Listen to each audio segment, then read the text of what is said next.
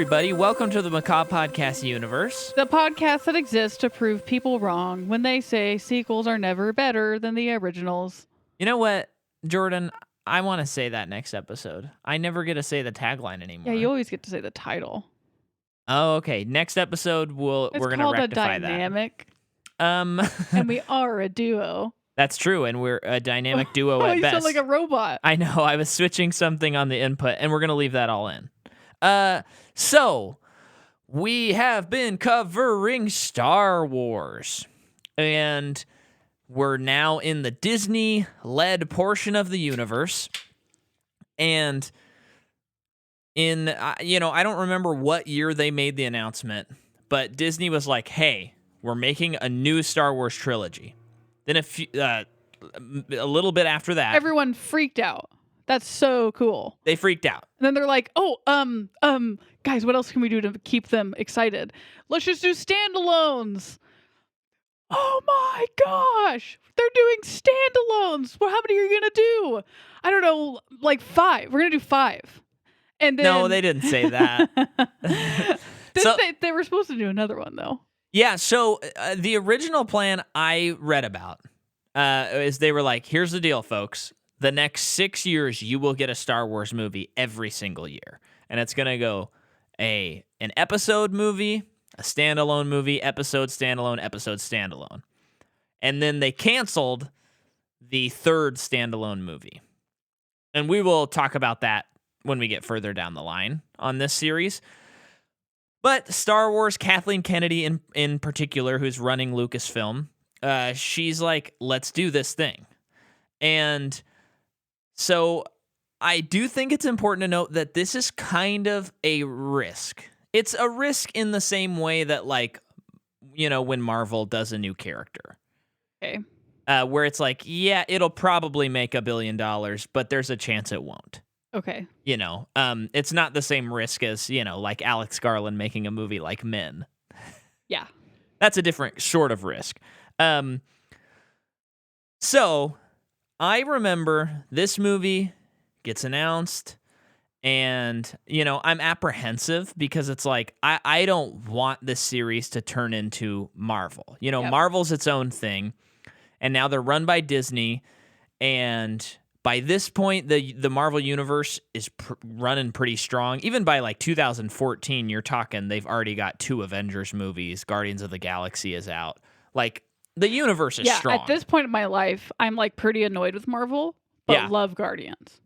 Yeah. That's where I'm at. See our first series we ever covered. Yeah. To hear all that change in dynamics. And then 2015, Force Awakens comes out, and I'm just like, okay, I am fully just ecstatic about all things Star Wars. And then they start releasing trailers for this movie, talking about it, and I'm like, this is gonna rule, actually. And that December, the movie comes out, and I go and see it, and I was pretty wowed by the movie. And then I went and saw it again on my birthday, and I was pretty wowed again by it. And then I saw it a few years ago on a rewatch, and I was like, dang, this movie's good. On the rewatch, I said to myself, I think I like it more than Force Awakens. And then we watched it last night. Wait, this movie? Yeah. Okay. And I don't think it's better than Force Awakens, but I was still like, dang, this movie's so good, and I love this movie. And that's my experience with Rogue One. My experience is I saw it in theaters, and I loved it. And then last night was my second time watching it. Yeah, that's wild.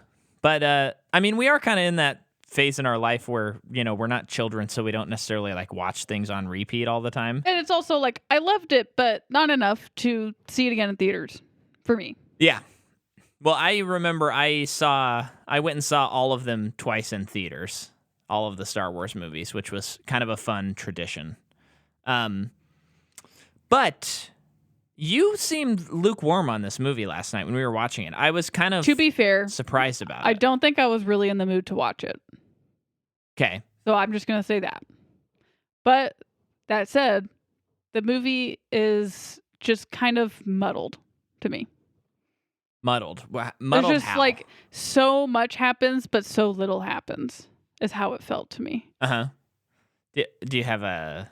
Or Well, will we it's just just like- cover it as we go? As in the movie, so we have our intro for her. Yeah. All makes sense. But then I'm trying to think, like, then she's like kind of with the rebellion, and they're like, we have to go to this guy who has a message about this thing. And by the time they even get there, it's only like 48 minutes into the movie, and it feels like so much has happened. Uh-huh. And it's like, we're not even an hour into this, and you haven't even met with Forrest Whitaker yet. And and then they meet with Forrest Whitaker, and I don't know how I feel about him this time around too. Wow, okay. And then it's just like, yeah, they get this message, and it is like important because that's the only type of message they have in this point in history Uh-huh. for the Death Star stuff. But it all just felt like a weird slowness to it. That there wasn't just a lot of urgency to it until we get to like the last part, and it's very exciting. Wow. Interesting. But yeah, so as we go through it, maybe as we go through the plot, for me, it'll be like just more clear that I wasn't in the mood to watch the movie. Yeah. I sort of feel like it may have been that. But Well, don't tell me how to feel. I was going to say, like, if that's not how, I mean, if it is how you feel, then that's fine. Yeah. I think too, as someone who's not crazy into Star Wars, Uh-huh. I just don't really care about this story. Yeah. Which is funny because the first time I saw it, it was like, this, I never thought we'd like learn this story. This is so cool.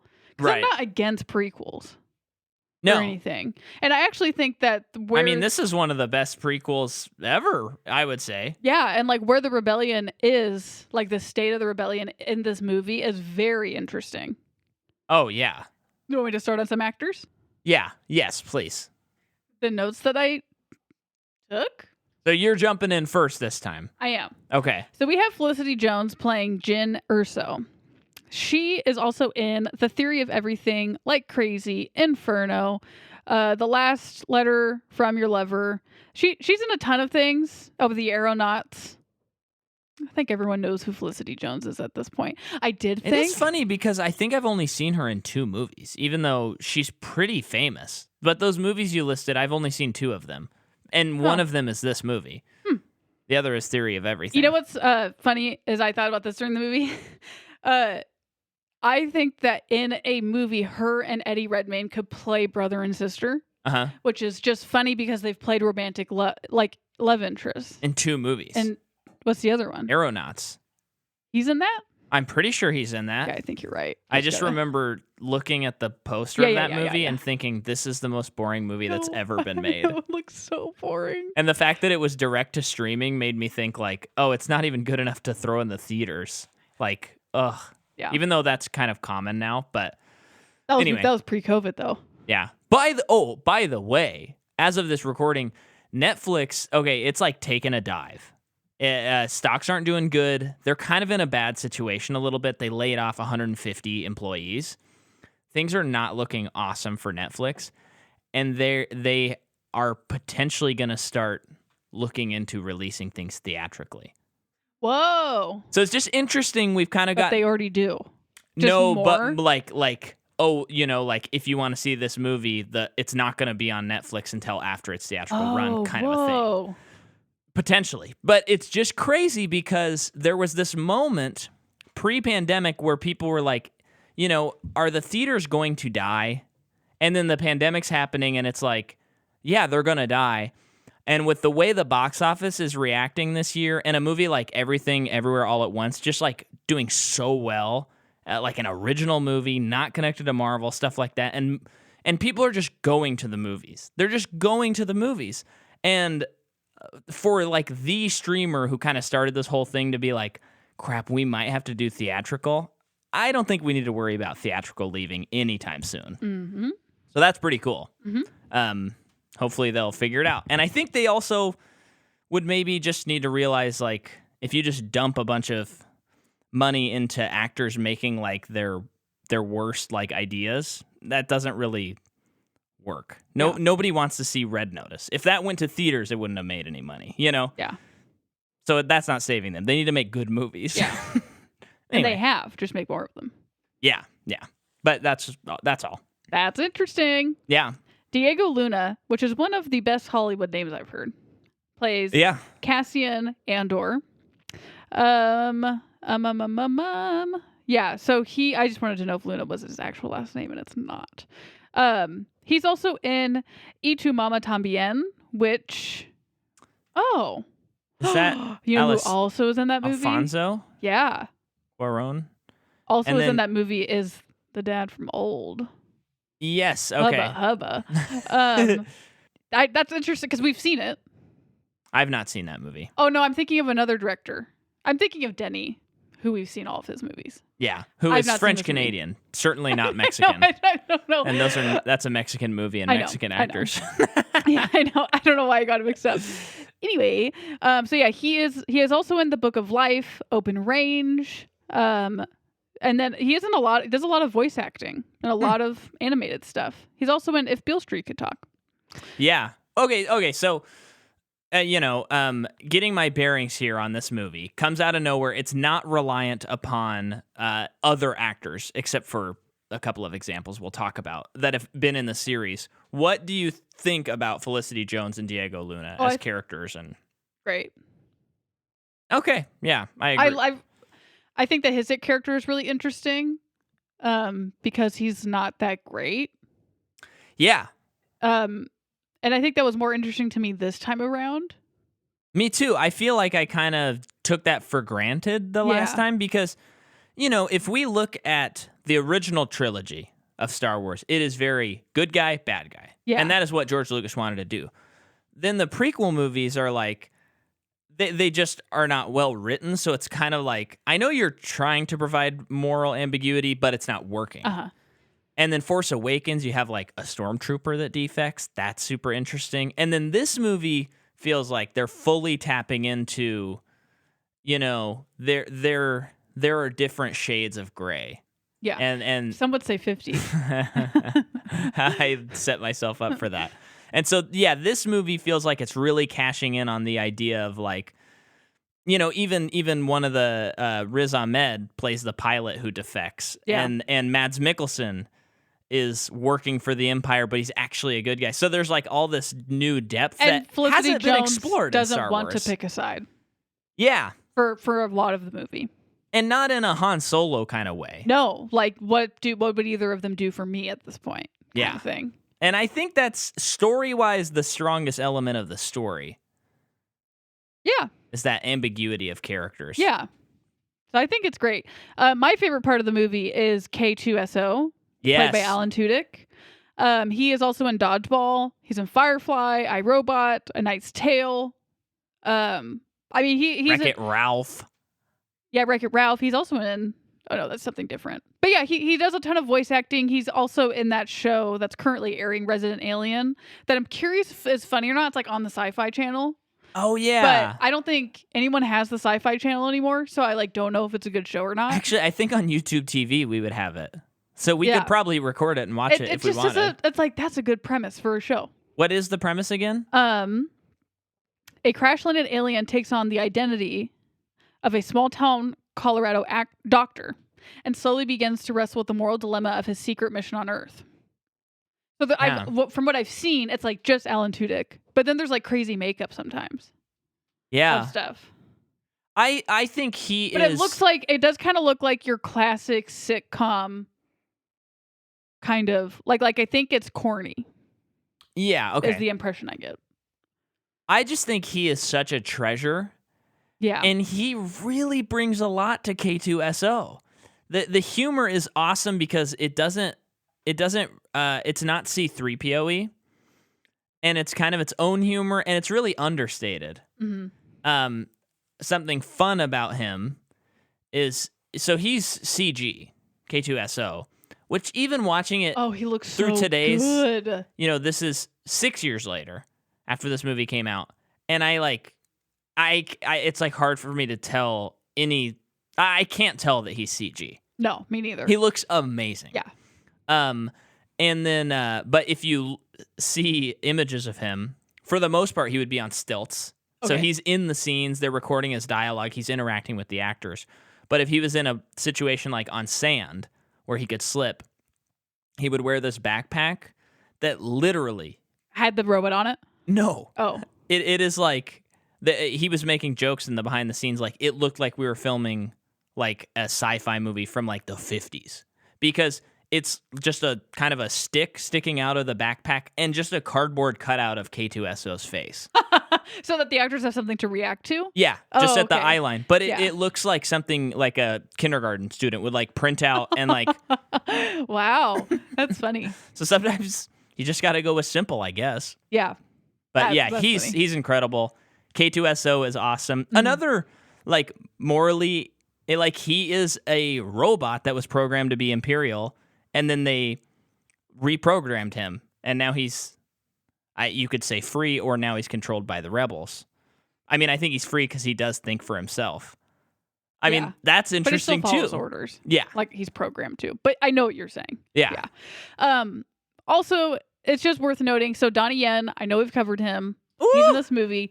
What's interesting for me is when the first time I saw this movie, I did not know who Donnie Yen was. So Yeah. I remember seeing it, and you were like, "Oh, this guy's in it. He's so good." I'm like, never even heard of him. And I think you even said like he's a crazy martial arts guy. Like he's super famous in the martial arts world. And it's like, don't know, don't really care, because Yeah. I like barely seen any martial arts. Now it's like, gimme, gimme, gimme. yeah. He's so good. And then He so I'm piping in It's on okay. these little things. He suggested that his character be blind. That was not there. Oh, Which I think why? I just think nobody thought to do that, and he read the script and thought, Just yeah, felt that was the right choice. yeah, and it's totally. I mean, I love his character is great because it doesn't go fully like man mystical in the mountains.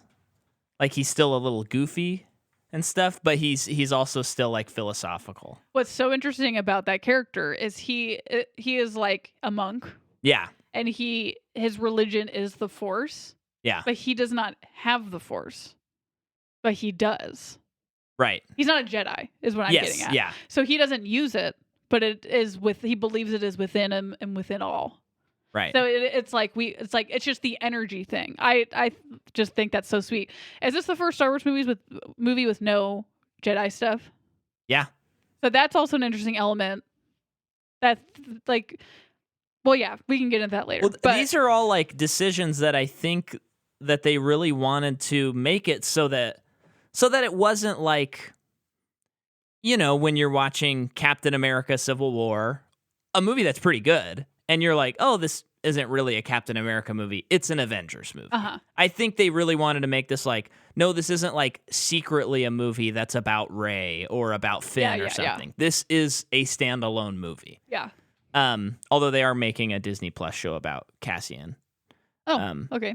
But I'm Is it pre or pre Oh, because he's he dead. died. Yeah. But did you catch the name of what Donnie Yen is? No. Wait.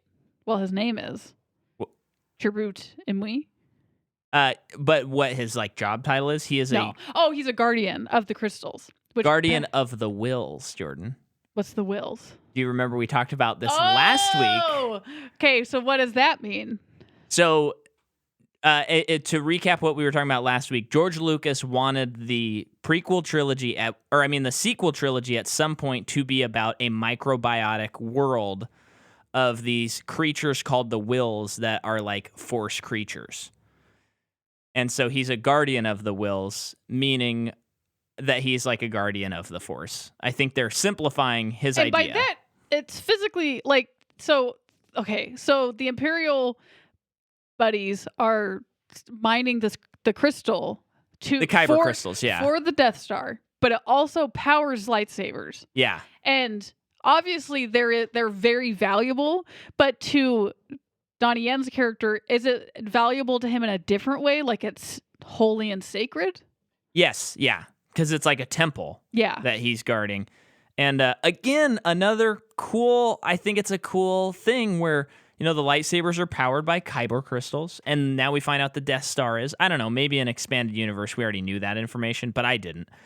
And so again, we're talking moral ambiguity. They're taking the same thing and it can be used for both ultimate evil and ultimate good. Yeah. Pretty cool. Yeah. It's a good movie. And then Wen Jiang plays Baze Malbus. He's the dude with the machine gun. Cool. He's awesome. He's also in Let the Bullets Fly, Devil's on the Doorstep, The Sun Also Rises. Okay. Don't know any of those a movies. lot of Chinese yeah, things. okay. Yeah. Yeah, he's great. Ben Mendelsohn's in this. We've covered him. He's so good. Riz Ahmed, have we covered him ever? I don't believe we have. So he is an Oscar winner now, but not for acting. What? Didn't he win for The Sound of Metal? I don't know if he did, but remember this most recent Oscars, he won for Best Short Film. Yeah. I'll look up. I thought he didn't win for Sound of Metal. I thought he did. He should have. Who won Best Actor last year then? If you've not seen Sound of Metal, just chuck the podcast out and just watch it, because seriously, that movie's so incredible. Good. No, he did not win. Who won? I'll check that. He's now. also in Nightcrawler and Four Lions. Oh, I forgot Four Lions. So we would have seen both of those movies before Rogue One, because Nightcrawler came out before. So that was my intro to Riz Ahmed. Yeah. And then somewhere along there, I watched Four Lions, but I didn't know who he was. You know? Oh no, never mind. He's in the Audible original of The Sandman. He plays the Corinthian. The dude with the teeth in his eyes, isn't it? I do not remember. His eyes or mouths? Oh, yeah. This was the year that Joaquin Phoenix won as Joker. Okay. I think the Corinthian is the guy that his eyes are mouths. And he's hungry all the time. Oh. And the Sandman. I thought you said the Crucible for some reason. The Corinthian. Yeah, That's the cool. Corinthian is that guy. Who's playing that? I'm sorry. Riz Ahmed in the Audible thing. Got you.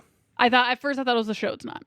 I heard Audible and I said, and in my head it said Crucible, and that's why I was like, Jordan, blow past this. I don't know the characters of the Crucible. Mads Mikkelsen's also in this. We know. Forrest Whitaker plays Saw Gerrera. Saw Gerrera? I don't know, guys. It's Forrest Whitaker. Yeah. You know who that is. And then Guy Henry plays Governor Tarkin. Okay, great. But it is CGI. It is the actor from the old movies. Yeah. Peter Cushing. He is in Harry Potter. So I want to hear your Saw Gerrera thing, because you were saying like maybe the Forrest Whitaker stuff didn't work for you this time. Yeah, I just don't know how I feel about the performance. Yeah. It's kind of almost felt just weird for being weird. Uh-huh. But I don't really know. So I never saw an episode that includes this, but this was a character that already existed from the Clone Wars. So I don't know if the vocal performance was already like that. It feels like that's him doing something interesting to me. I remember the first time I saw it, I was a little put off by his performance. But the more times I watch it, the more I'm like, I like how weird his performance is. And the weird talking like this. His voice is all tight. Yeah. And I think it's cool that he's like half machine-ish. I think we're getting like really complicated in this movie. That like, yes, we have good guys and we have bad guys. Star Wars is generally pretty good and bad. Yeah. But we know we're talking about a lot of nuances. But it's just, then you're throwing in this extremist into it, and it's just like one too many cooks for me. Uh-huh. That I think it's like, I mean, I don't have another suggestion. Yeah. But it's just like, maybe we just cut that whole thing out. Because it just felt like that took so long, and they still have to do the whole Death Star thing. No. Is how I feel. Oh, okay. You can feel that way. That's fine. I'll argue against it though when we go. Okay. Yeah, I think he's cool. I dig the performance. Darth Vader's in this movie too. So is he huffing something when he breathes in that thing? I think it's oxygen. I think it's sort of like a play on Darth Vader, yeah. Okay. Well, actually, Forrest Whitaker did say that in the behind the scenes, yeah. Oh, we're all so surprised. So here is a sweet story. Sweet story I would say not quite as sweet as Warwick Davis, but I think it's very sweet. There is this man named Jonathan Knoll. And 1 year after Star Wars comes out, the 1977 A New Hope comes out, he's wowed by the movie. And his dad has a seminar. Is there something? What are you doing? I'm trying to see if Warwick Davis was that little guy. Oh, okay. We Chief Kyubi. So he is in the movie? I don't know if that's the character or not. Gotta be. Let's Gotta do be. a quick Google Sherp. We Fi Kyubi. I need a picture. Oh yeah, that's our guy. Show him. Very demanding. Yeah. I knew it was Warwick. Okay. Um, Okay, so this kid in 1977 saw Star Wars and loved it. well, actually, I'm not sure what age he was, but he sees the movie. And his dad has a conference in California that he's going to, and he takes Jonathan Knoll and his brothers along with him. And while he's there, before he had got there, he had read this article about all the people who worked at ILM, and it had interviews, and they were talking about Star Wars. And so when he was on vacation with his dad in California, he's at the hotel room, and he's like, let me look in the phone book and just see if they're listed. So he looks it up. Lo and behold, ILM is listed. So And ILM is Industrial Light and Magic. This is who did all the special effects on Star Wars. Sorry, yeah. And and so then he calls them, and he's like, I make models, and I just am interested in your company. And this is how old of a person? He didn't say how old he was when this happened.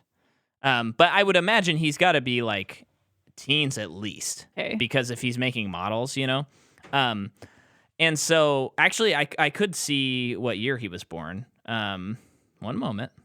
So he was born in 1962. The movie came out in 77. So that'd be 15. So he'd be around 16 or 17. Okay. So he's 15, 16, 17. 18, 19, 20. And he calls them, and they say, come on down. And so his dad drops him off, I feel a dream about to come true. and he... You're so annoyed with me. No. And he spends the entire day looking at them, and they're building like models and stuff for Whoa. The Empire Strikes Back. Whoa. So he's spending this whole day there. And then eventually, he also didn't mention this, he gets a job at ILM. Wow. And he's working at ILM. He works on the special edition movies, and he works on all the prequel movies. Wow. And I believe he's worked on all the Disney movies. Now, Wow. so that's like, okay, that's really fun and cool. But then, Kathleen Kennedy becomes the boss at Lucasfilm, and she says they're going to make these anthology films. And he's like, in his head, he's always kind of, that opening crawl of episode 4 is always stuck with him. And he's always kind of thought about what that could be. And he has told a couple of people about it, and they go, you got to go pitch it to Kathleen. You should pitch this movie. And he's like, I don't know. And then he finally asks Kathleen for a meeting, and he pitches her what if, a brief, what if we told the story of the people who got the Death Star plans. And they're like, okay, cool. Doesn't hear back from them for weeks. And then finally he gets a call, and they're like, we're going to make that movie. Wow. So Jonathan, And he wrote it? He is one of the story by credits Okay. on the movie. Yeah, and he was pretty influential on it. Obviously, it wouldn't exist without him. So That's so freaking cool, man. isn't that cool? Yeah. That is a fun story. Yeah. So let's remind our audience. On episode 4, the opening crawl is as follows. It is a period of civil war. Rebel spaceships striking from a hidden base have won their first victory against the evil Galactic Empire. During the battle, Rebel spies managed to steal secret plans to the Empire's ultimate weapon, the Death Star, an armored space station with enough power to destroy an entire planet. Pursued by the Emperor's sinister agents, Princess Leia races home aboard her starship, custodian of the stolen plans that can save her people and restore freedom to the galaxy. And in a rare instance, they say, let's make that that prequel movie. Let's make that. And they do it, and it rules. That's just doesn't usually happen. Oh. Usually they make something like that, and you sit there scratching your head like, how is this possible and fit in the timeline of the universe?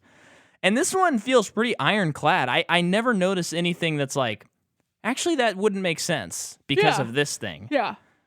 And it's also a rare instance where it kind of, not that the original Star Wars movie needs to be elevated in any way. It's a great movie. It's a 10 out of 10 movie. We love it. But it does kind of make you, at the end, you're like, Mads Mikkelsen's plan worked. They were able to destroy the Death Star because he created that tunnel and all of that stuff. And that's pretty cool. That's pretty cool. So let's talk about who else made the movie. We got Gareth Edwards, who has directed only 3 movies. One of which is a movie he made called Monsters, which is really good. And he did all the special effects? Yeah. Would highly recommend watching that movie. And Kathleen Kennedy saw that movie and hired him for Rogue One. That was the movie she saw? She hired him? Yeah, well, it was funny because on Wikipedia it said they saw Godzilla, which he directed in 2014 and hired him. But in the behind the scenes, she mentioned Monsters. Wow. So that's crazy. I'm going to go with the horse's mouth on that one. But yeah, this is the last movie he's made. And he was going to make another, like, in the Godzilla King Kong universe. But then he just was like, I need to make a smaller movie. I'm kind of tired of making big movies. Yeah. So he's coming out with a movie soon-ish called True Love. Don't know anything else about it. Into it. Yeah. Then the story is by Jonathan Knoll, who we talked about. Gary Whitta, who wrote Weta? Book of Eli and co-wrote After Earth with M. Night Shyamalan. I still don't actually know how to say his last name. And then the screenplay is by Chris Weitz, who wrote Ants, directed and wrote The Golden Compass, directed New Moon, which we've covered, and wrote Cinderella, the new one. What a weird career. What's weird is, so he's been on Blank Check many times, actually. And he's like a friend of theirs, and he guests on the show. Chris Weitz. Okay. Wetz. And when I hear him talk about movies, I'm like, maybe, he directed Twilight or whatever. He, like, produced American Pie. Like, he's got some weird stuff, but he's like, he must be a good filmmaker. And then I looked at his filmography today, and I was like, oh, I mean, Rogue One's really good. But I don't know. He also made that movie recently, Operation Finale, which I have not seen, which I think it had Oscar Isaac, and it was something to do with, like, killing Nazis or something in World War II. True story. It seemed interesting, but I missed it. And then also on the screenplay is Tony Gilroy, who, not to be confused with Tony Scott, who did Deja Vu and Top Gun, because I was thinking it was that person. What about the guy that did Nightcrawler? That is Dan Gilroy. And then who did Michael Clayton? Tony Gilroy. The same who guy? is what we're talking about. And we looked this up when we were They're watching. not related. They're not related. Right? Let me look it up. Because I think we're like, well, they have to be, because they both make really great political thrillers. Yeah. But they might not be. I think they are not. But Tony Gilroy also wrote the Bourne movies, the first 3, Armageddon, Dolores Claiborne, and he wrote and directed The Bourne Legacy, which is not super good, but yeah, they're related. They are? Dan Gilroy was born at Santa Monica, the son of blah, blah, blah. His brother, Tony Gilroy, is a screenwriter and director. Oh. And his fraternal twin brother, John Gilroy, is a film editor. Oh, cute. Yeah, Tony Gilroy also wrote and directed Michael Clayton, which, guys, if you haven't seen Michael Clayton, that movie is... Again, throw the podcast out and watch it. That movie's better than most movies. It's so good. That was yeah, that's a terrifying movie in a legal thriller kind of way because it's not a horror movie. Yeah, I that's a movie that I've been feeling like I've been wanting to watch for the last long bit, and it's just like I feel like I've kind of seen all the good ones. That Like feel that that way. type of movie? Yeah, because it's like you have that movie, and I feel like The Informant falls under that, and then like The Game kind of made me have that same ish feeling, even though it's pretty different. Yeah. But I want a good thriller. Yeah, but not like crazy thriller. I think thriller. I would put Dark Waters in that category as well. That's very Michael Clayton adjacent. No, that's 100%. Micah, it's 100% in that category. Okay. I just want something else like that.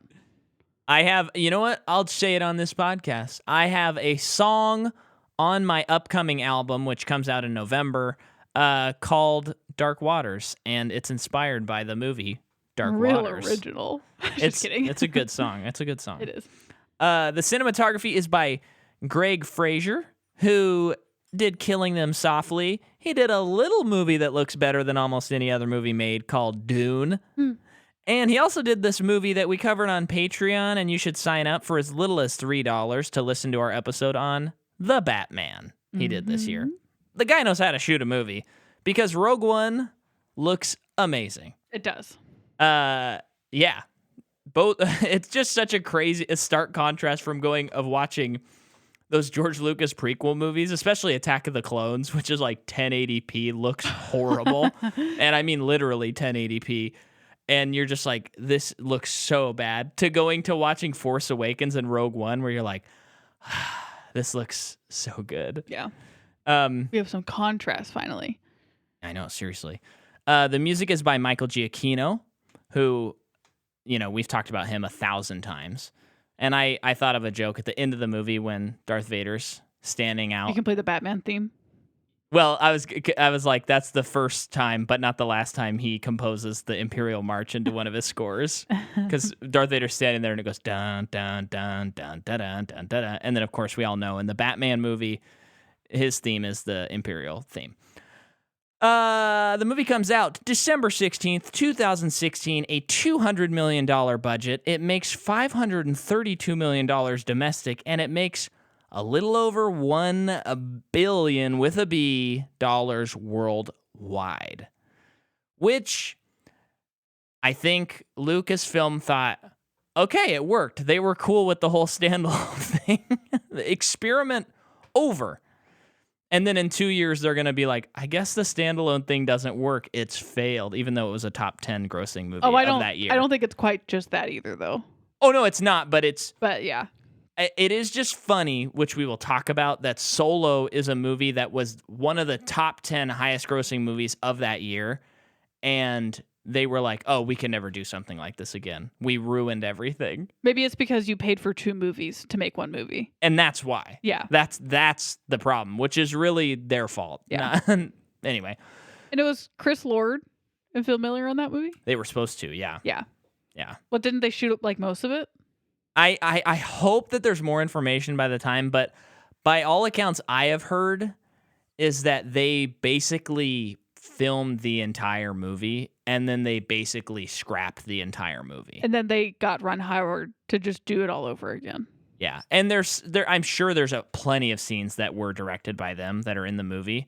But I mean, the Screen Actors Guild, the Directors Guild, I mean, they have rules for like percentages that have to be directed. Yeah. So the fact that the movie doesn't even have like any directing credit by them, I would think that Ron Howard did direct, 70% of the movie or whatever that percentage has to be on screen. We're going to get into that in 2 weeks though.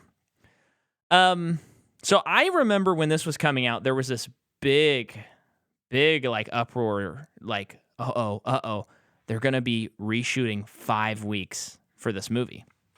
Like they've done, and they're doing reshoots. And this was before even I was aware that like every blockbuster movie does usually at least 2 weeks of reshoots. And so everyone's like, this is going to be this huge nightmare. And then there's rumors of like someone else is coming in and they're directing all of the reshoots and stuff. Turns out that, yes, 5 weeks is a little long on reshoots. And they did change quite a bit of the story. And that's when they brought in Tony Gilroy to like rework some of the scenes and stuff like that. And he did serve as second unit director. But then after that, he did help them also edit the movie. But by all accounts, by people who worked there but didn't like give their names out, it was not like lock Gareth Edwards in this room so that we can edit this scene. It was like, oh, Tony and Gareth are editing these scenes together. So it sounds like it wasn't nearly as scary as all the clickbaity articles made it sound like. And obviously the final product shows that. But, also, I mean, I think there is probably an argument to be made about this movie potentially being a little disjointed. Mm-hmm. I think it mostly works, but there could be that in there. Mm-hmm. But yeah, the original script did not have them all die at the end of the movie. Had them all living because Gareth Edwards was like, Disney won't let us do that. And then they presented it to Kathleen, and she was like, no, yeah, they should all die. That makes sense. None of them are in the movies. Yeah. After this. And they definitely would be. Yeah. So they did that. And that's what I got for the movie. Cool. Should we jump into the plot? Cool. So the movie begins. And it was interesting because going into this movie, every Star Wars movie starts with a long time ago in a galaxy far, far away. And then the opening crawl happens. But this is a movie that is an opening crawl to another movie. And at the time, it was like, what are they going to do? Because that's what you have to do in a movie. But then right away, it's just like a sting of music, just like a dun. And then the movie starts. And I think that's great. Differentiates it from the others. But I as much as it seems silly now, I know at the time that was like discussed, and it was kind of like, how am I going to feel about there not being in an opening credits? All that jazz. And we lived through it. We lived through it. We're introduced to the planet where... This is something that, for me, again, not a crazy Star Wars person, don't know pretty much anything about the lore. How many planets do we visit in the first act of this movie alone? We visit so many planets. What? Wait, why is that an issue? We've been complaining about how they always just go to desert planets. No, I'm not saying the locations. I just mean like something happens and then cut to another planet title. We're in the planet, stuff happens, and then it's cut to... I mean, I know, I guess like it does make sense because there is so much going on, but there are so many planets. There's so many location changes. Yeah, I think that's very cool, and I think that helps differentiate it again from the episodes. Yeah, fine. Because the thing that they wanted to do was they wanted to make a war film. That was what they said before it came out. Like, we strove to make a war film. And I think they accomplished that. It does feel like, I mean, not nearly as good. Please don't get me wrong, folks. But, like Saving Private Ryan, there's like 12 characters in that movie that all play a pretty substantial role. Or even some that are pretty minor, like Vin Diesel and stuff like that. Well, I forgot he was in that. Yeah. So to me, this feels very in theme with that, where it's like a ragtag group of people, and it's not going to be quite as focused as, here's Han, Luke, Leia, and Obi-Wan. Okay. That's how I feel about it. But you're looking at me completely dead-faced. I don't know. But we get introduced to Mads Mikkelsen, who, of course, is looking as cool as ever. Mm-hmm. And this is where we basically learn that he has left the Empire. It seems like he's retired. Yeah, he's like trying to live a peaceful existence with his wife and daughter. Yeah, and then Ben Mendelsohn shows up, and he still works for the Empire. He's got a very cool white cloak outfit, and then he has these stormtroopers that are kind of this like all black, just sort of different design, but very like they're similar. It feels familiar, but it's different. And they're like, no, you got to come back, and you got to help us finish this ultimate weapon that we're working on. And he, how can a man like you even know peace, kind of a thing? Like, come back, let's figure this whole thing out. And in doing so, there's a mix-up. Jyn Erso runs away, And then she comes back in time to witness the mother make a stand to try and stop the Empire troops. And she shoots Ben Mendelsohn, and then she is gunned down. And then I had forgotten that Mads Mikkelsen does not die in this first scene, because that's like a classic. Me too. Well, no, I remembered when he died. Yeah. But yeah. And so, wait, you said Mads Mikkelsen? Yeah. Okay. And another thing that I did not like connect the dots, but they talked about in the behind the scenes, is how this is a story which is a little unusual for Star Wars stories, where she is motivated by her relationship with her father, instead of there being this, like, Luke, until he finds out about his father, doesn't know that he has a father. Oh, okay. And things of that nature, and the parental relationships are bad, and this one is like a good one. Okay. And that's what helps motivate her to do her thing. So it makes it also a little unique amongst Star Wars. And she runs off. She'll grow up with Saw Gerrera, and then he gets sent back to the Empire. Mm-hmm. Is that good on that scene? Pretty good setup. Another thing I love about the movie, they had this little needle to thread, and I'm interested to hear if you agree with me on this. Where it's in this time period, it's in between episode 3 and 4, and we know that, like, the clone troopers are starting to look different, because they'll look different by the time episode 4 comes out. And there's all this familiar iconography that we see. The Death Star, the Imperial cruisers, etc., TIE fighters. But it's a new movie, and they want to also provide new stuff. So they did create a bunch of, like, different looking stormtroopers and different looking ships and stuff. But to me, it all felt like, oh, this is just stuff that either was phased out or we did not see in episode 4. Like, it all felt like it was still in that world. I don't even notice it, which I think means it was good. Yeah, cool. And I don't know a lot of any of the stuff, so I don't know if any of it's exciting or not necessarily. Yeah. But it works for me. Well, and okay, so this is you keep saying on this episode, like, I don't know any of the lore. Yeah. And you know me, I actually don't know pretty much any of the extended lore. Yeah. I know the movies very well. And I think... And video games. I know... No, not really. Battlefront 2 and whatever that new one was. Yeah. I don't really remember the story of the new game. Oh, okay. Fallen Order. They had crystals in it. There was, yeah. And then Battlefront 2 is more like... That helped me know the locations and vehicles and stuff. It didn't help me, like...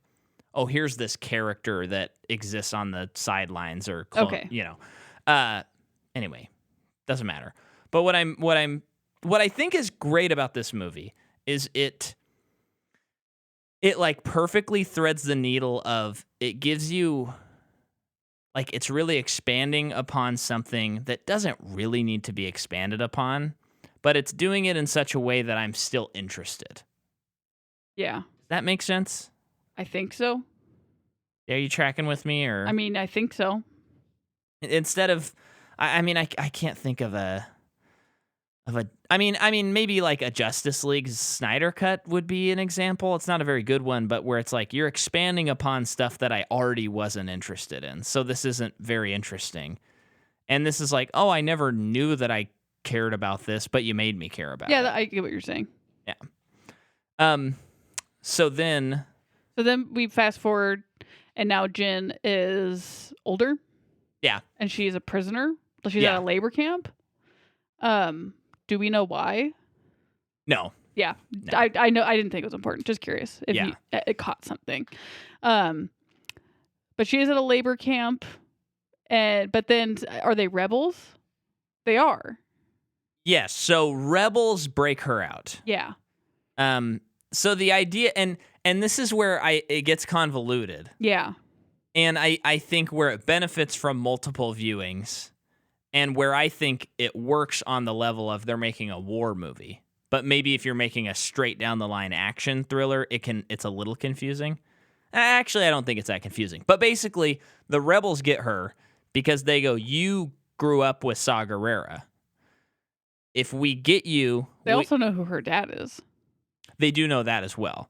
But what they're at this point in time, they're using her so they can get to Saw Gerrera, which will in turn allow them to kill Saw Gerrera, who's an extremist, which is cool that there's even rebels that are maybe going too far. And then they can get to that. I think what I had an issue with Saw Gerrera is I didn't actually see anything that he affected. Uh-huh. What did he do? He's just an extremist. Okay, he lives in a cave. They got people gambling in there. Yeah, okay. But what is he doing? Well, he saved Jin. So yeah, okay, yeah, that. We saw that thing at the beginning. No, I know. I'm not getting heated at you. No, I know. I'm saying that's one thing. I'm trying to think through it as well. But I think he's more just showing like another shade of those 50 shades we discussed earlier. he's showing a shade of how like a religious zealot or something like that, where he is this rebel. No, I know, but I just don't think they show anything.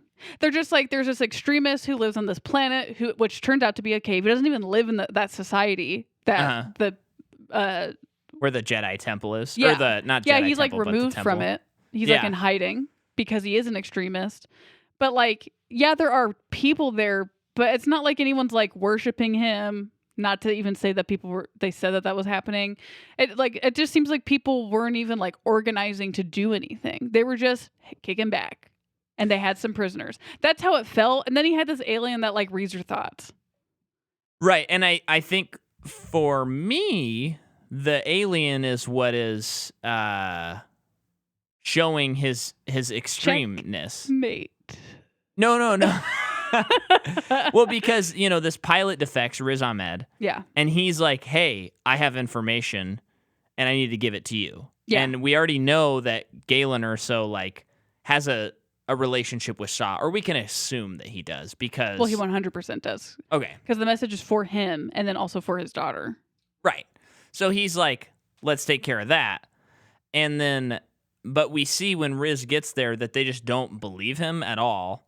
And they think he's lying, and then he's willing to use this crazy, cool tentacle octopus creature. I'm not dogging the creature. I would never accuse you of such blasphemy. But that like ruins Riz Ahmed's mind, and he's willing to go to that distance. Okay, yeah. Do they? Is the first time he sees the hologram when he plays it for Jin? Yeah. Why didn't he play it any other time? Yeah, I mean, because he didn't. To him, that someone gives him a flash drive, and he looks like he's never seen a flash drive before. And well, no, I do. I think he actually says something to the effect of like, "How do I know you're not lying or playing me? I'll use this creature to make sure of that, because this creature can read your thoughts." Yes, and it just feels like an adequate amount of time passed between that happening. Okay, first of all, the thing about the alien.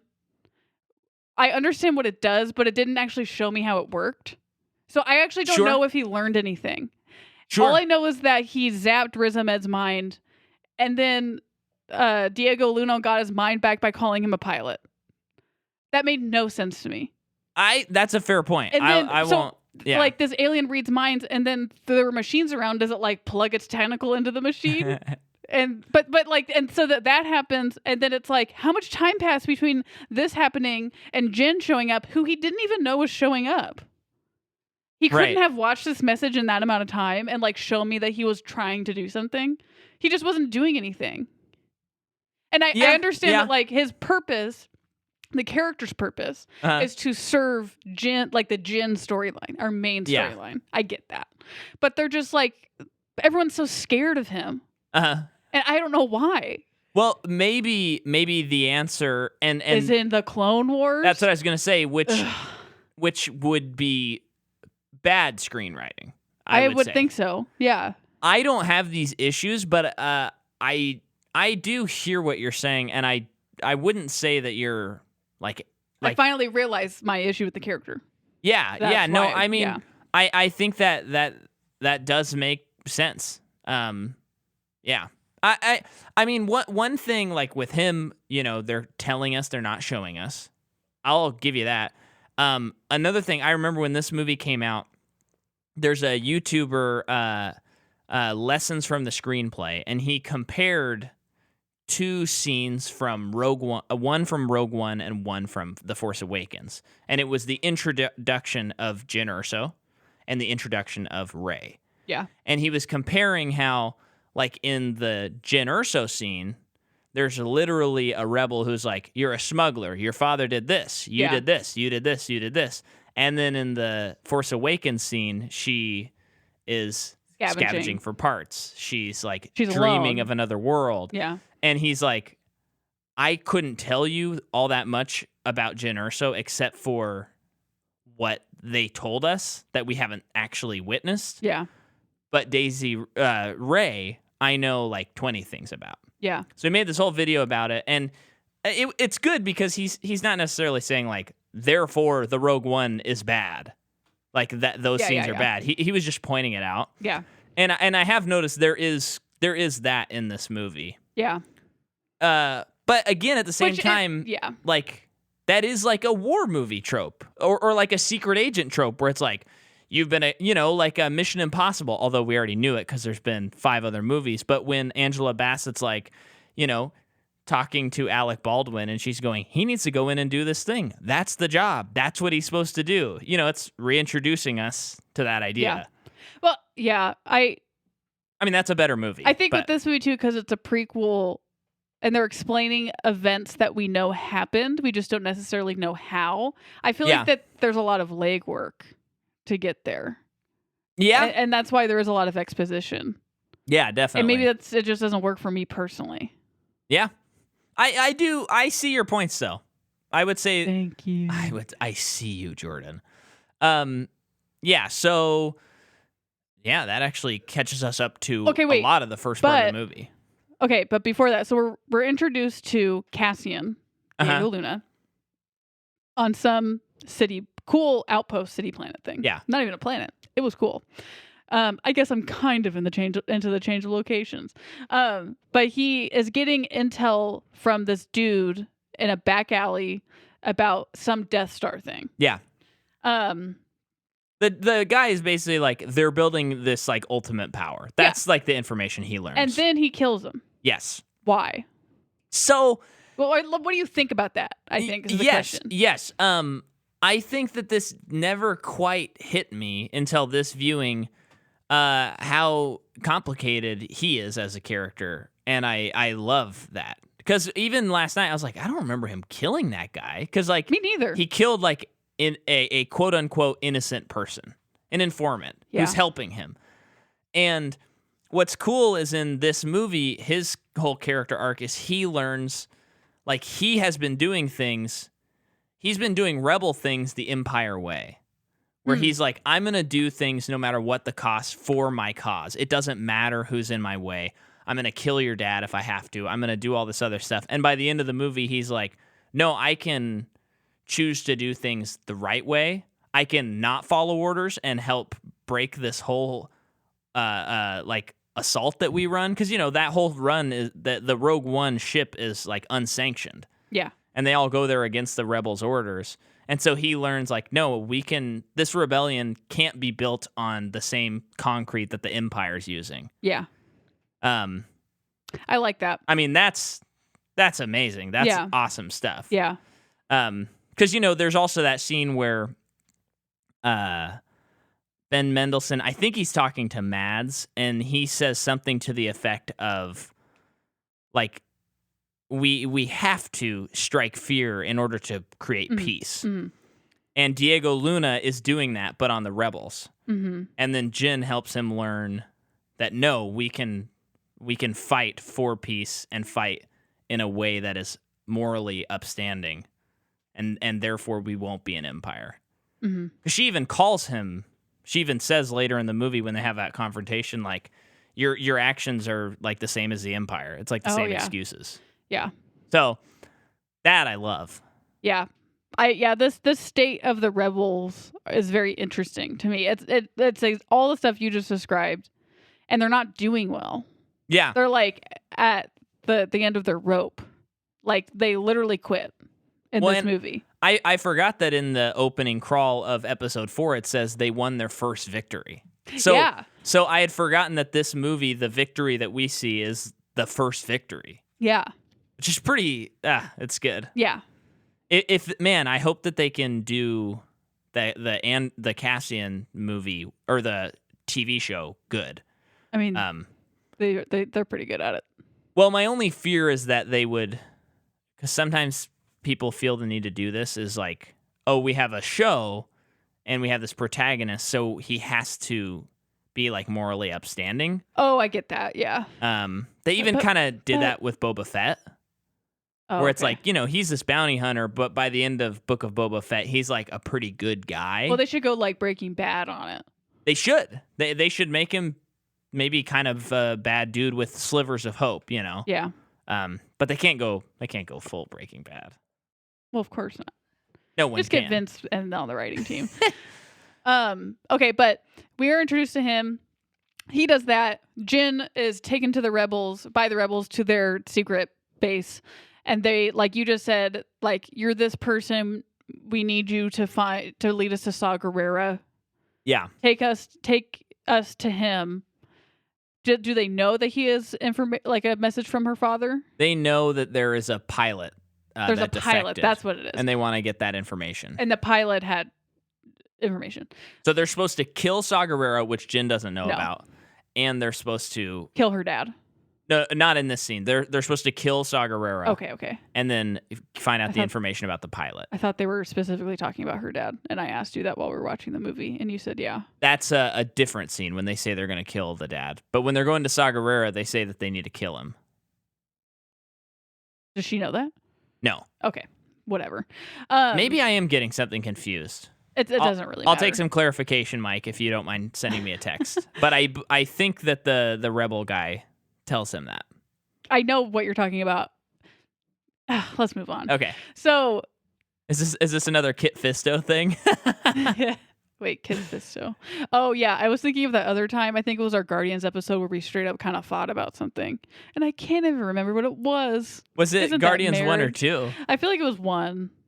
So, folks, go back and listen to Guardians 1 because I guess we fought. Well, it was just we really disagreed about something, Yeah. but I don't know if it was. I think it was an opinion. I don't think it was a right or wrong thing, other than your opinion being wrong. Yeah. Whatever it was. I remember there was one episode that it was Black Panther. Do you remember that one? No. I just remember when we ended the recording, I was just like so mad, and I was like, it just felt like I couldn't get a word in edgewise, and then you were like, that's how I felt. That's happened a couple times. That to has be happened fair. a couple of times, but I remember on that episode it was like, and then we were fine. So if you want to listen to some drama, go to Guardians 1 and Black Panther, Okay, so they get on a freaking ship, and we meet. or just re-listen to what's this the episode. robot's name? K2SO. K2SO. That's when we meet him.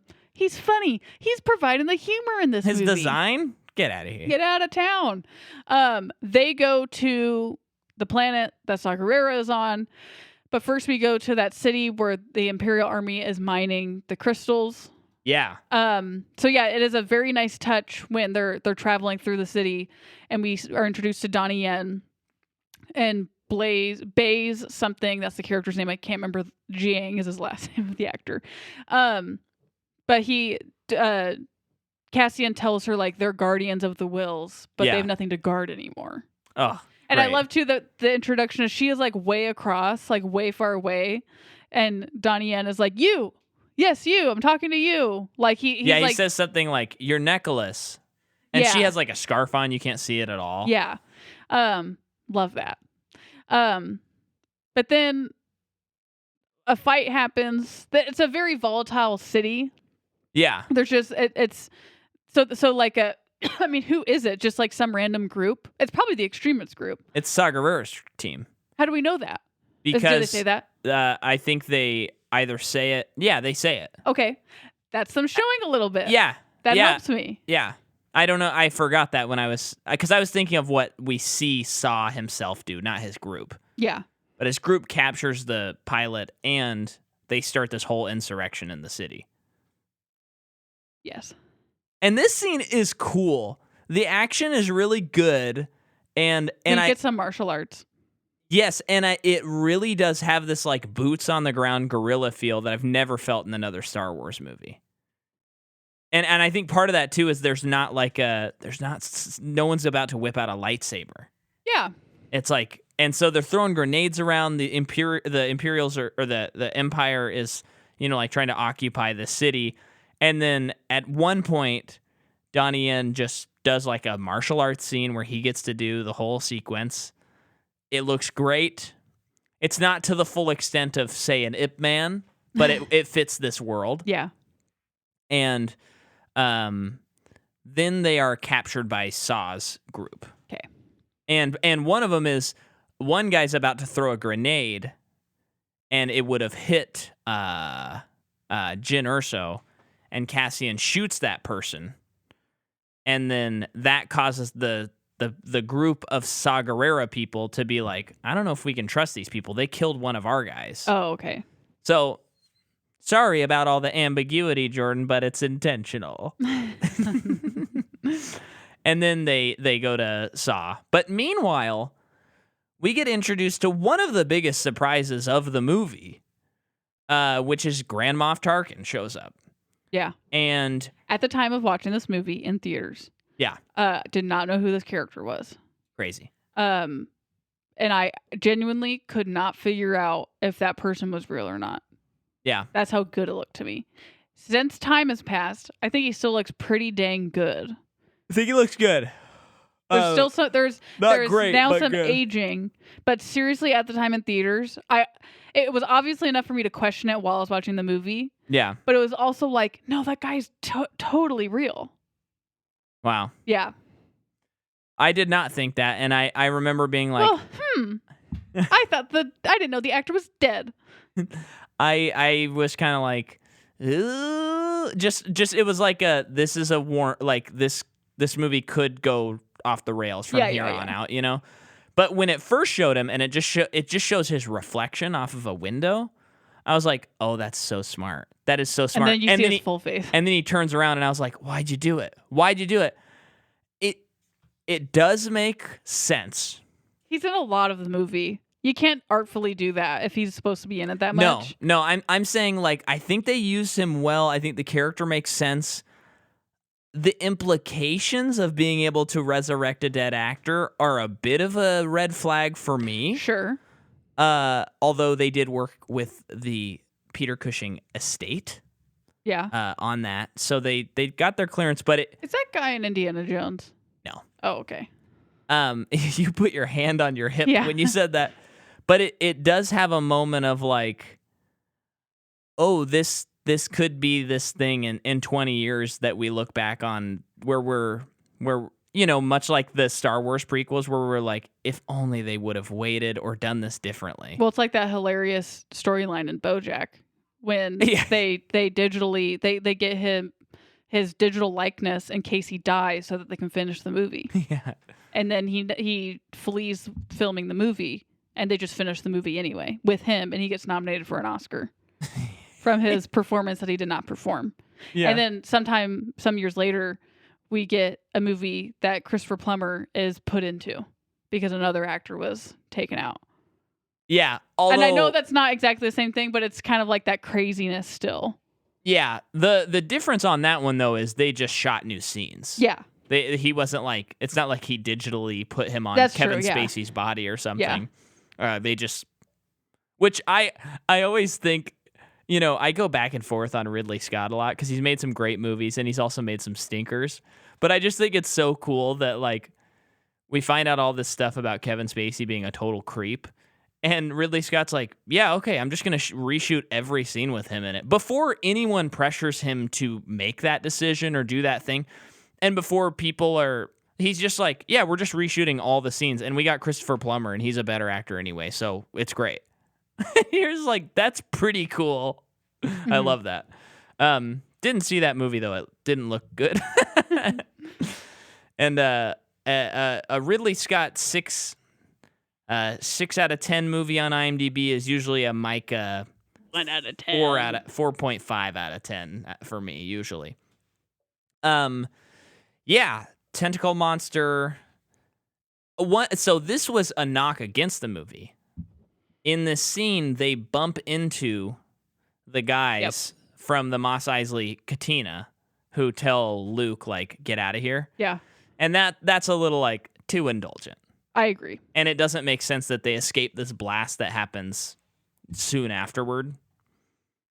Because they blow up that I didn't even think about that. And I don't even think they thought about that. Yeah. Although I guess if they went all the way to Saw Gerrera, maybe like a day has passed. I don't know. But that was a little like, come on, guys. Yeah. Yeah. So they are taken to Saw Gerrera's, but they are prisoners, although Jen is taken to him directly. And it's like, oh my gosh, such a reunion. And she's pretty mad at him because years ago he abandoned her in a dangerous situation. And he's like, I believed you were fully equipped. All blah, blah, blah, blah. And she's like, I was 16 or 15 or something. 16, yeah. But anyway, he plays her her father's message. And that's when he says that I like that this is paced along with the Empire's testing the Death Star. Yeah. So while she is watching her father's message, the Empire is Ben Mendelsohn, I think, wants to just like straight up blow up the planet. But I think Tarkin is like, no. We just need a test. Start with a city. Yeah. So they blow up the city. She is getting this message from her dad, and he is saying to his daughter, his Stardust, I built the Death Star, but there is a flaw within it. Find it, destroy it. Yeah. Pretty much. And then she is like in shock. Yeah. But they all get away. Yeah. Except Saw dies. Yeah, he dies. Because we're done with his character is fulfilled. Yeah. What he needs to fulfill. And the blowing up of the city looks crazy. And when they're trying to fly out of the debris and stuff, come on. Mm-hmm. That's some good moolah. And with them, they acquired Donnie Yen and Baze. Something. Yeah. And Donnie Yen is always saying, I'm one with the Force is one with me. I'm one with the Force is one with me. That's all good. And Riz Ahmed. Yes, they do. And then they test the city, message, da-da-da. Tarkin is taking... then Tarkin, after the test, Ben Mendelsohn's like, look at that. Look at this whole thing I did. And he's like, you're going to report this to the Emperor, right? And Tarkin's like, I will report this to the Emperor, and I will be taking control of this battle station effective immediately, or something like that. So he's just like above Ben Mendelsohn? I think so, yeah. Okay. And then he's like, this is my achievement. This is what I did. I mean, Ben Mendelsohn is killing this movie. He's so good at throwing a fit. Oh, so good at it. In Ready Player One, he's really good at it, too. Oh, yeah. An underrated movie. That's pretty good. Yeah, so he's just like, this was my achievement. You can't take this away from me. And he's like, well, you've had like leaks and you had a defective pilot and you don't have your house in order, basically. Mm-hmm. So then Ben Mendelsohn goes, okay, fine. I'm going to go talk to my friend, Darth Vader. Is that when he goes to Darth Vader's? I think that's his next move. So then he goes... no, maybe they go to Mads Mikkelsen's planet. I think he might be... No, I think he does Mads first. Yeah. So then the rebels want them to kill Galen. Yeah. As they're heading to where he's at. And Cassian is not telling them that that's the situation. No, and what she is trying to get everyone... She tells everyone that she watched this message from her father. She tells them what it said. And Cassian's like, do you have the message? Because it's just your words. Yeah. And that's not enough. And I think it is good. Like her character kind of like inspires a couple of the other dudes. Yeah. To be like, no, I think I believe her. And Donnie Yen can sense that there's like murder in Cassian's heart. Yeah. But yeah, and it's great when she's like, you don't believe me? And he goes, I'm not the one you have to convince. Yeah. And then he goes out, he gets the sniper ready, and he's going to kill him. And then she goes out. Yeah. And yeah, so he doesn't end up killing Mads, even though he has a clear shot because he is just morally is just This is when he's confused. making his switch in character. Yeah. And you can tell him the embarrassing thing I said about the ladder. It's not that embarrassing. You can But when tell they him. show the ladder, Mike is like, that would take a day's time to climb. And I was like, a day? I don't think so. Did you see it? It's not like the staircase in Return of the King. Staircase in Return of Because the she King. loves Lair. Oh, gosh, yeah. That's a day's time. Yeah, that's, I think, a couple days, doesn't it? Yeah. Yeah, so I said that. And then the rebels also dispatch a squadron to come and bomb it. Yeah. So then at this scene, and this is where you were just like watching Gilmore mostly, I think. He was being so cute. He was. He put his chin on the window and was just staring out the window. It was so cute. It was cute. And the movie's just kind of clunky. Can you give me that? Yeah. I just think it's all explained. Yeah, yeah. Which I get it. Yeah. Because that's a dumb thing I just said too. All movies are explaining something. But I just found myself losing interest. Again, though, asterisks. Don't think I was in the mood to watch it. Yeah. Which is kind of sucks sometimes when you have a podcast. I think that I definitely get what you're saying, and I agree in one sense, but there is something where it's like some movies should be different in that way, you know, and talk things out. But I understand that you're also like, but Star Wars movies are good at, you know, just showing you stuff, and like if you were watching it on mute, you would understand what's happening. Except for the prequels. But I don't know. It all kind of, because going into it, I was like, am I going to, because there was a feeling of like the movie is a little disjointed, and rewatching it last night, I'm like, am I going to feel that? And it all just felt a little more like, no, this just feels kind of intentional, that's just a tone that they wanted to set it apart, and I think it works. And maybe it's just that there is a general feeling of like what is going on. Yeah. But I think you are supposed to feel that way because the Rebel Alliance doesn't even know what's going on. That's what they're trying to figure out, is what's going on. Like they don't have a plan at all. And I think that's why this movie just kind of doesn't feel like, it kind of feels like that in general. Yeah, and I think they want to make a story that is intriguing because we know how the story ends. Yeah. So they don't want it to just be like, we need to get those plans. We're headed to get the plans. We got the plans. That's the move. You know, they wanted to add this element of spy and intrigue to it. And I think it works. I don't think there's intrigue, but yeah. Intrigue being, no one's kissing asses. Huh? You know, like suave, like undercover, like let's get this intel. Yeah. And do this thing. Yeah, I just think of intrigue as like anything spy adjacent, you know. Yeah, fine. But not like James Bond necessarily. That's just what I think of when I hear intrigue. Yeah. I mean, intrigue certainly entails James Bond, of course. I would never. And a little bit of Ethan Hunt. Oh, a lot of Ethan Hunt. Have you seen the masks he wears? Yeah, well, I've seen him. Talk about intrigue. But I haven't seen any masks from Mission Impossible: The Dead Reckoning Part 1. But boy, I can't wait. By the time this episode comes out, we'll have seen that trailer like 3 or 4 months ago. We're so close to watching Top Gun. And we're going to see that trailer and hopefully the new Thor trailer with Gore the God Butcher. And by the time this episode's out, we'll have already talked about the entire Thor movie. Has it come out by then?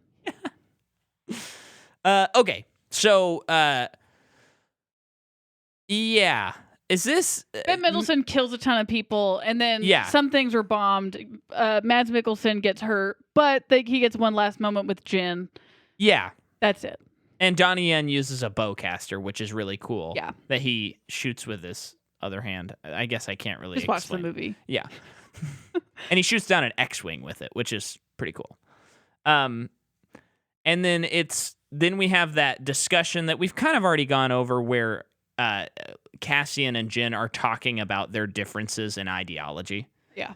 And I love though that he brings up like, not all of us have the luxury of deciding when to care about something. Some of us have had to do this our whole lives. I've had to, be on my own since I was 6. I've been doing this. Don't tell me how to be. Mm-hmm. I love that scene. It it's hit good. really hard for me on this one. Yeah. I was bawling my eyes out. You were crying so hard. And then we get Darth Vader's castle. Okay. On Mustafar. Looks cool. Looks cool. Yeah. I'm not You put lava in a movie, I'm generally gonna like it. yeah. I didn't I remember when I first saw it, I was like, whoa, this feels a little too out there. I don't know how I feel about the actual place that they met. That set seemed a little weird to me. It seemed very fake, I guess. Yeah, there was nothing that felt really like to the it. most prequel-esque. yeah. Because there's even a shot. It's kind of a close-up of Darth Vader, and he's like got his hand up, and nothing looks real behind him because nothing is real. I don't know. Yeah. But yeah, I remember the first time I saw it, I was kind of like, this feels a little too out there, but it's fine. It's totally fine. And I know that like George Lucas was trying to get the castle in, so I guess it's important for me to be reminded that Darth Vader wasn't just a guy that breathed heavy and has a lightsaber. Like he had affected change and led people. Yeah. Because sometimes when I like just think about those movies, it's like, yeah, Darth Vader's Luke's dad.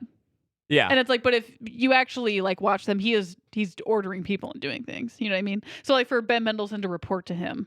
Yeah. It makes sense. Boy, but I gotta say, if I got totally scarred in a lava pit, I would stay away I'd go straight to Hoth, and I'd build my castle. I'd build a nice castle. This is a perfect time to let people know about RRR because you have the fire and the water. Fire and water, yeah. Beam and Rama. I don't think that's his name. Two, the best of friends, but also have to be the best of enemies. Will their friendship prevail? RRR on Netflix is now. So good. Yeah. I can't decide yet because Everything Everywhere All at Once has been my number one. But I kind of think RRR might be my favorite movie of the year. It's just kind of everything I want in a movie in one movie. I know it's good. And the story, because it's really bombastic. So if you don't know, it's this Indian movie that came out this year, and it's just crazy. I mean, it's really, really crazy. And so I'm sitting there expecting it to be just, balls to the walls, guys fighting tigers and picking up motorcycle and hitting people and stuff. But the story is genuinely a great story. The story is fantastic. And how can you beat those two dance scenes? Come on. I know, man. And then the movie ending with them just doing a huge dance and the director starts dancing with them and stuff. Come on. It's so awesome. RRR rules. Set aside a night and watch the 3-hour epic. Be my favorite movie of the year. That's crazy to say, but yeah. In this, we find out that Darth Vader may have taken some classes at UCB because he says he turns to Ben Mendelsohn after choking him and he goes, "Be careful not to choke on your aspirations." That's a pun. You go to UCB and you learn some puns? Yeah. Okay. I actually do like that part, though. I like that he did a pun. I remember people like pointing that out as really stupid, and I was like, I don't know, it's kind of fun. Star Wars movies, guys. Yeah. Movie guys. It's very weird to treat these seriously, like too seriously, They're That's kind of Star Wars part movies. of the problems with the prequels, but also not. And we talked about it to death, so I don't have to. We don't have to rehash. Jin says that rebellions are built on hope. And you're sitting there as an audience member and you're like, I'm thinking of a new hope. So everyone is around that table and they're all fighting and arguing. And it's like, there's no chance. There's nothing we can do. And she's trying to rally people up. And people are like, you're a criminal and like a nobody and a has been. Who cares what you have to say? And it is kind of like, that's the whole point. That's all who we are. Yeah. Yeah. We're all the rejects. And every revolution we are starts all with hope. American rejects. Yep. Yeah, and she says that all things start on hope, and she's like, we got to attack this place, we'll get the plans, and then we'll be able to destroy the Death Star. And they're all like, nah. Yeah. And Jimmy Schmitz is there as Bail Organa, and he's like, sorry. That was a genuine nice surprise for me this time. Yeah, you were excited. I was like, whoa, they got that guy. Didn't care or know the first time I saw it. Yeah, and they make a reference to Obi-Wan, which is kind of fun. And yeah, as well as Leia. Yeah. Nice little eyebrow work there. And we do catch a glimpse of C-3PO and R2-D2. Yep. Who until Solo were, I think, the only characters that are in every movie. Are they not in that movie? But I don't think they're in Solo. That's the first one that they're not in. Wow. So then, basically, Cassian... I guess C-3PO wouldn't have been built yet.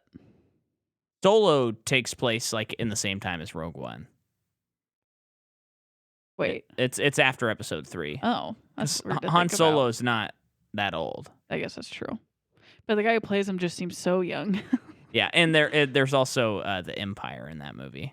And there's stormtroopers and stuff. Whoops. It's been you haven't seen that since theaters either, have No, you? I think I've actually seen that movie twice. Really?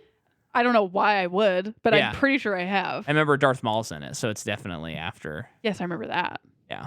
Anyway, I'm just trying to point out how stupid it was to think Oh that. my gosh, we got to get through this movie. So she rallies up a couple dudes, and they all get on a ship and like, we're gonna go. Rah, Well, rah, Cassian rah. is like, he's like, I'm ready to do this. Yeah. So he's made his decision. She's convinced him, Yeah. and he thus has convinced others. Yeah. So they go to this tropical planet. Yeah. Cool set. Yeah. There's and- this crazy cool shield encompassing the planet Yeah, that has this little gate. like a gate to open. Love that. Yeah. Love that. And they I guess this is where the intrigue comes in, Micah. Listen to this. They come in on an Imperial cargo ship piloted by an Imperial pilot. Yeah. And they are granted access and they land and then He asks him what chaos ship it happens. is, and he's like, Rogue One. yeah. I don't know if that's in this scene. It's not too bad. It's not as No, bad that was as before Solo. they left the rebel place. Solo is the worst example of that, but we'll get there in 2 weeks. But then it's like the battle begins, right? Well, I mean, they sneak around, they get their crew around, and Jin, and talk about more intrigue. Jin, Cassian, and I almost said Chewbacca because of Episode 4 when they do the same thing, but K2SO sneak into the tower. Nah, they don't do the same thing, but similar. And they're walking around and they're trying to find the plans. So they're going to do that whole thing where it will eventually lead to them getting trapped in there and K2SO closing the gate. And sacrificing himself. He's the himself. first to die. He is, which was surprising. I Yeah. did not expect him to die. Same. And then... But also everyone dies?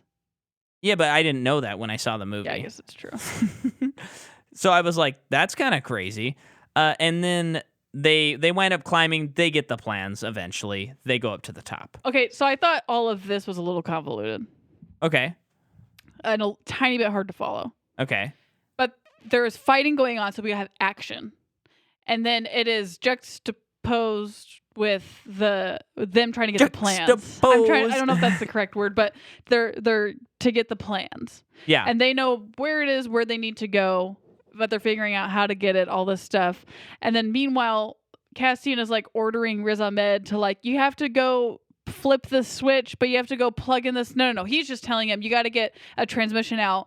And then you got to, this is the confusing part. You have to get a transmission out through the gate so that people can hear what the plans are, or that we can transmit what the plans are. And then the shield is Ahmed, blocking all of it. yeah, and then Riz Ahmed's like, I got to take this giant fire hose and connect it Yeah. to two different places, and then I have to get someone to flip a switch so then we can then transmit the information while they're still just trying to get the information. Yes. It's just a lot. Yeah, and I mean on a like if we're zooming out and we're looking at the script, the simple fact of the matter is they have to give important things for the important characters to do. And so they're just making up something that works for that. But you're saying you think it's too much and it doesn't work. It's just I don't know, the pacing is just a little all over the place. Yeah, I think it rules. It's great. I think the action's cool. I mean, there's all this is the best part of the big movie. AT-AT walkers. Yeah, it's so cool. But slowly, one by one, people are getting killed in our crew. Yeah, I think Riz dies next. Yeah. Which I was like, whoa, that's surprising. Wasn't expecting that. And then somebody has to flip that switch. Let's And get Donnie Yen. they're pinned down. And this is one of the cool moments. I mean, Jordan, you have to admit I this said this moment's whole cool. part is the best part of the movie. Oh, okay. I wasn't listening. I'm just kidding. But Donnie Yen's like, I'm one with the Force. The Force is one with me. And he just walks out into the battlefield and goes and flips the switch. And then after he's done that, he was like communing with the Force and they were missing. And then they're able to hit him. And then the other guy, his friend, rushes out, killing people. Yeah. And he's always been like doubtful of the Force. He used to be a Guardian, but he lost that's his right. faith. He did say that, yeah. And I thought this was so dang, that's sweet even cooler. that like he is holding his dying friend, and he tells him, "I am one with the Force. The Force is one with me." So it's like through his friend's act of literal blind faith, he gets his faith back. Dang. Pretty cool, right? I mean, that's worth the ticket alone. Yeah. That scene. Dang, that is pretty cool. And then he dies. Yeah. And then they transmit the plans after having a showdown with Ben Mendelsohn. And while this is all... But yeah, while this is all happening. The Turkin? Sure, but hang on. Oh, okay. We got to talk about this character. His name is Admiral Raddus. Mm-hmm. And Admiral Raddus is probably, I don't know, number 2 with the bullet, coolest Star Wars the characters. Little dude that Warwick Davis plays is pretty cool too. Jordan, I'm saying of Star Wars. Of all of it? Admiral. So we have Admiral Akbar is number 1, and then Admiral... No, you have to give it to Darth Vader. Iconography alone. Oh, okay. Number 2 with a bullet, Admiral Raddus. This guy honks. He is the most badass of them all. And he's kind of blue instead of like the orange orange and brown that Admiral Akbar is. And he at one point says the line, "I have an idea. Get a Hammerhead Corvette." Huh? Yeah. And cool. then the Hammerhead Corvette pushes comes in. It smashes into an Imperial cruiser, and the cruiser then it like thrusts its power through, and it makes it fly through the shield, downing the shield. It actually smashes into another Imperial cruiser, and then it smashes into the shield. When I saw that in the theaters, I was like, "No way! This is the coolest thing I've ever seen." And we also didn't even mention that some of this in the air fighting scene has some unused footage from the old movies. Yeah, like alternate takes and stuff like that. Yeah. So there's some characters that are literally in the other trilogy. That is so cool. Yeah, but it's what I appreciated when I was watching this movie the first time. I was kind of like, in episode 3, we did get a pretty intense space battle. But with today's modern technology, we hadn't really got something that was like jaw-dropping. And, during the episode 3 battle, you're still dealing with like, Hayden Christensen, like quippy one-liners and stuff. So it's a pretty good scene until they get in the ship. But then this was like, this is like the full potential of what a space battle can be in so Star good. Wars. And when all the rebel dudes are arriving through hyperspace. Yeah. Oh, that looks so good to me. It's so satisfying. It's so good. And I think I could probably put Admiral Raddus a little bit lower. But I just want to point out he is as cool as they get. Oh, man, I love Admiral Raddus. He is really cool. So good Admiral. Oh, great Admiral. The best. He does get killed, though. Yeah. As most do, except for the Corellian Corvette that escapes at the end. So, okay, the Tantive 4, of course. Yeah, they get the plans out, and then Cassian and the Death Star people are like, we're just gonna blow up the planet. That's the easiest thing for us to do. Yeah, just blow it all up.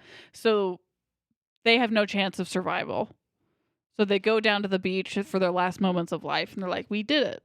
Your father would be so proud." That's it. It's kind of interesting. They don't give Ben Mendelsohn like a big death moment. They don't, and I kind of like that. Me too, because sometimes it's just, this is a really long scene.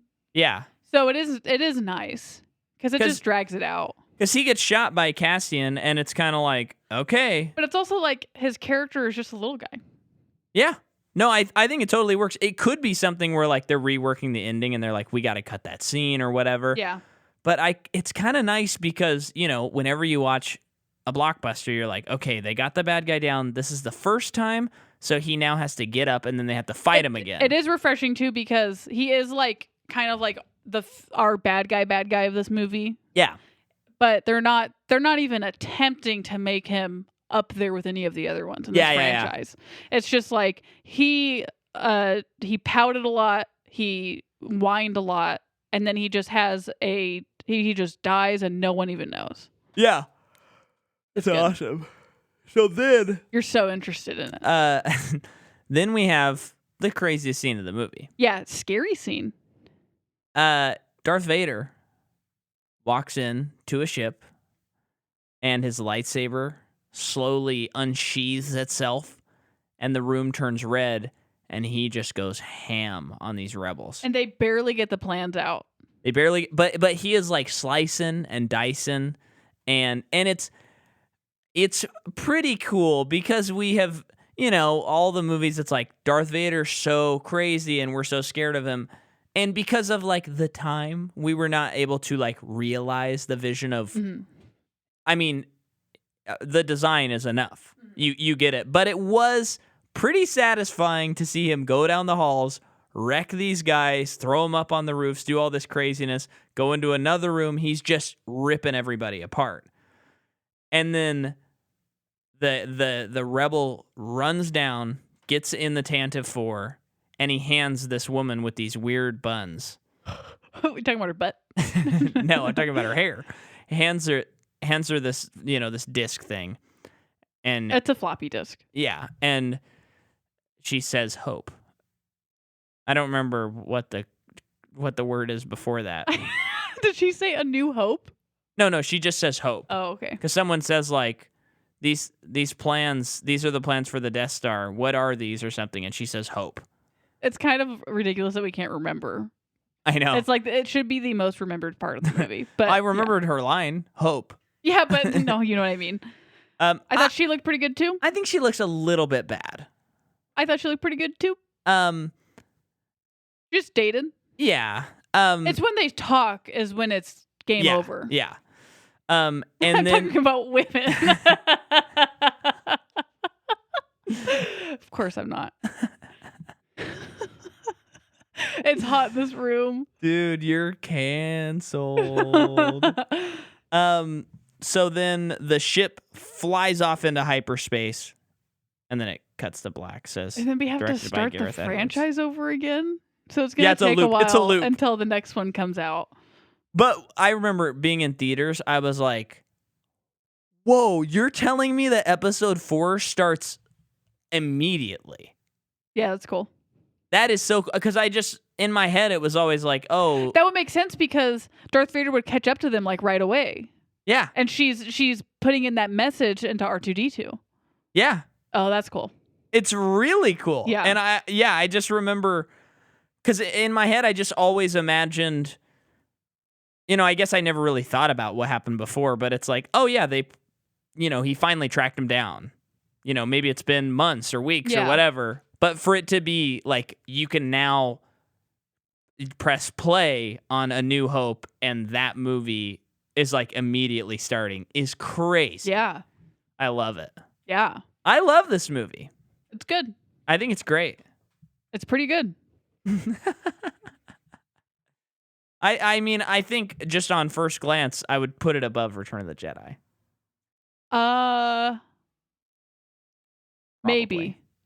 But the Luke stuff's just so good. I know the Luke stuff is like that's the hard part. Is like there's a lot of kind of boring stuff in Return of the Jedi, but the Luke stuff is the Luke stuff is like there's such perfect a big Star payoff Wars for that. Yeah, Luke stuff 10 out of 10 Star Wars, and then everything else is a little. It's a little more like 6. Yeah, like this is fun. Yeah.